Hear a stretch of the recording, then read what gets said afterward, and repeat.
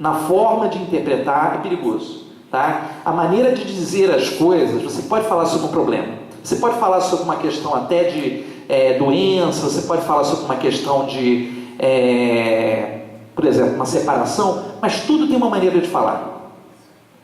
Porque a gente não é dono da verdade. A gente, na verdade, coloca a situação para o consulente entender o que está acontecendo. Né? Não dá receitas de bolo, soluções prontas. Quem me dera que o praticante tivesse esse talento, né? Dá tudo certinho, porque todos nós somos únicos. Então mesmo, vamos colocar dessa forma ilustrativa, se eu abrisse hoje uma consulta de tarô e para outra pessoa abrisse as mesmas cartas saíssem, a leitura teria uma diferença. Teria uma diferença. Aí por que, Jean? É a mesma coisa dos sonhos. Vocês sonham com uma árvore, por exemplo. Fulano, Beltrano, Cicrano. Beltrano sonhou com uma árvore, Cicrano com outra, Fulano com outra. Cada uma dessas pessoas, o símbolo da árvore tem um peso, um significado. Então, aquilo que toca a alma da pessoa, o íntimo da pessoa, está diretamente proporcional ao entendimento dessa pessoa. Por isso que o sonho, né, o inconsciente, ele revela coisas que são proporcionais ao íntimo desse indivíduo. A receptividade que ele tem de entender ou compreender as coisas, tá? Que o tarólogo não sabe tudo, é o eterno aprendiz. Nós não sabemos tudo, tá? Nós estamos sempre estudando, sempre lendo, estamos sempre aprendendo, nós tropeçamos nas nossas próprias pernas, erramos também, isso é importante. Não julgue nem emite opinião mesmo religiosa, isso é uma coisa importante, é o seguinte, com práticas oraculares, não pode haver mistura de credos. Impor o meu credo à pessoa que está ali fazendo a leitura. Impor, entendeu? Eu sempre pergunto, você acredita em encarnação? Qual é a tua inclinação, orientação religiosa? O que você realmente crê? E eu vou procurar usar uma linguagem que esteja próxima à necessidade dessa pessoa. Porque não adianta você falar para uma pessoa, por exemplo, vamos colocar aí, alcaçuz, se ela nunca experimentou e nunca viu uma árvore de alcaçuz. Então a pessoa tem que entender o que está dentro do alcance dela. Você tem que compreender, você tem que trabalhar dentro de uma linguagem de alcance, né? E não julgar, não opinar. Esse negócio de ficar falando assim, eu acho que se eu fosse você, eu faria isso. Ora, se eu fosse você, eu seria você, não seria eu. Isso é uma coisa lógica. As pessoas tomam decisões a partir do ponto de vista. Se a pessoa está do outro lado da mesa, ela está tendo um ponto de vista diferente do meu. Está em ângulo diferente. Então, cada um tem uma maneira de enxergar a coisa. Não adianta a gente ficar julgando, né? Se coloca no lugar do consulente quanto ao seu momento. É importante. Empatia sem aquela coisa de pegar no colo, tá, gente? Essa coisa de tarólogo, astrólogo, numerólogo, que pega o consulente no colo, está errado. Nem psicólogo, ninguém pode fazer isso. Tá? Isso é uma postura profissional. O processo de crescimento envolve muitas vezes um estímulo para o indivíduo sair daquela dor.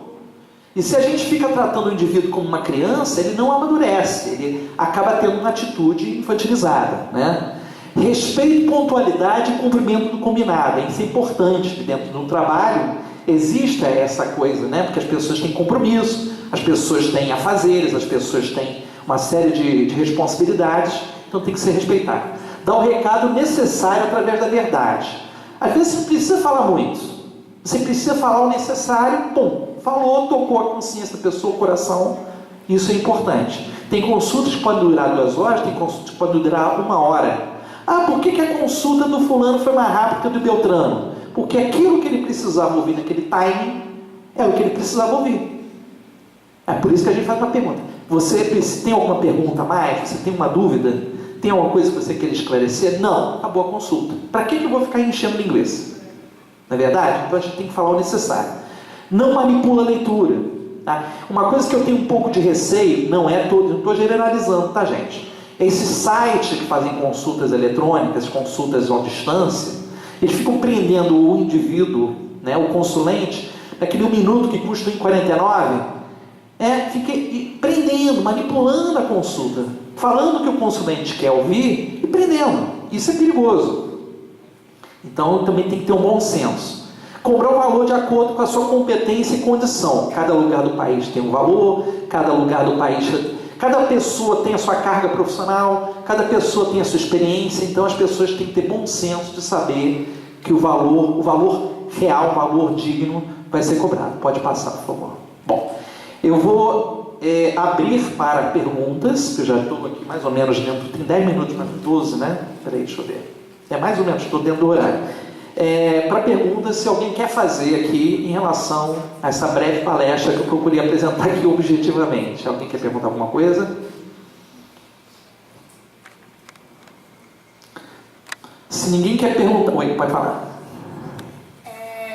Você tinha falado da situação, né, de que pode surgir um jogo igual para diferentes pessoas, né? Acabou de tirar um jogo e aí para outra pessoa acabou de cair o mesmo. Uhum. E também falou da questão da linguagem, né? Sempre é para chegar naquela linguagem que a pessoa vivencia. Sim. E aí eu me peguei pensando assim, o simbolismo de cada carta permanece, né? Aquilo ali é a raiz do tarô. Uhum. Então você vai passar aquilo quando cai uma carta para a pessoa.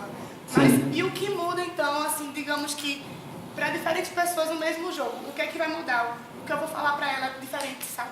Certo. O filtro que normalmente a gente utiliza numa leitura, e o que acontece? Quando você trabalha com a linguagem simbólica, você automaticamente estimula a intuição, tá certo? A intuição é um canal espontâneo do ser humano. Existem 4 funções psíquicas que Jung coloca, que é a função sensação, intuição, pensamento e sentimento, tá? Então a função intuição não é uma função mágica, é uma função inerente do ser humano. É aquilo que brota espontaneamente da psique para a consciência e que se revela como não domínio do consulente ou do praticante, do que quer que seja, de uma pessoa que vai analisar um sonho. Então, quando você usa um símbolo, aquele símbolo está em simetria com a pessoa. Ele, na verdade, é usado como um filtro.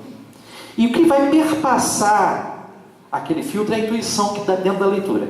Então, na hora que ele perpassa, ele vai extrair exatamente a carga de informações necessárias daquilo que a pessoa precisa ouvir. Certo? Então, não existe essa coisa de condicionamento. Por isso que eu sou terminantemente contra, por exemplo, dicionário de sonhos. Porque é impossível pessoas terem o mesmo sonho com o mesmo significado para si. Entendeu? Então, você tem um esboço. O símbolo, ele não é limitado nos significados. O sinal qual a diferença entre o sinal? O sinal indica. O símbolo sugere. O símbolo sempre é uma sugestão. Tá? Então ele não está encerrado em sentido, isso é linguístico, tá? Isso é linguístico. O símbolo sempre, na verdade, ele agrega novos significados. Por isso que a gente pode falar hoje, por exemplo, uma temperança e falar de internet, coisa que 2 séculos não existia, né? 1 século atrás não existia, né? Por quê? Porque você vai agregando culturalmente significados e sentidos. Então, quando você faz uma leitura para a pessoa, mesmo que sejam os mesmos arcanos, cartas, não importa, a sensibilidade do leitor vai trazer à tona a partir da sua intuição, passando pelo filtro, né? E ali vai chegar somente aquilo que tem carga com a psique, o inconsciente do consulente. Isso é uma coisa de polarização. Polarização. Eu vou usar um exemplo bem clássico para você. Você pega uma prancha d'água, uma tábua, joga água, jogou água, certo? Ela vai correr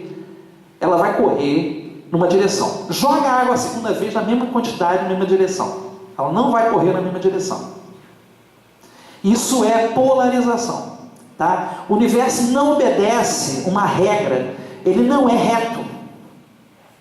O que acontece, o fenômeno, ele é simplesmente caótico. E dentro dessa caoticidade existe uma ordem. Só que essa ordem ultrapassa a nossa compreensão. Né? Vai além do nosso entendimento, da nossa compreensão. Respondi a tua questão? Alguém quer perguntar mais? Tem 10 minutos, me deram aqui a fichinha. Oi, pode falar. É possível uma pessoa fazer um jogo de tarô para ela mesma? Uma boa pergunta. Você seria capaz de tomar uma decisão estando atordoado emocionalmente? Então, a resposta já está bem incutida nesse tipo de coisa. Se você está passando por um momento emocionalmente conturbado, eu não sou de jargões, mas eu vou usar aqui a filosofia oriental. Na filosofia oriental é dito o seguinte: você não consegue ver a profundidade de um lago sacudindo a superfície da água. Você só consegue ver o fundo do lago quando as águas serenam.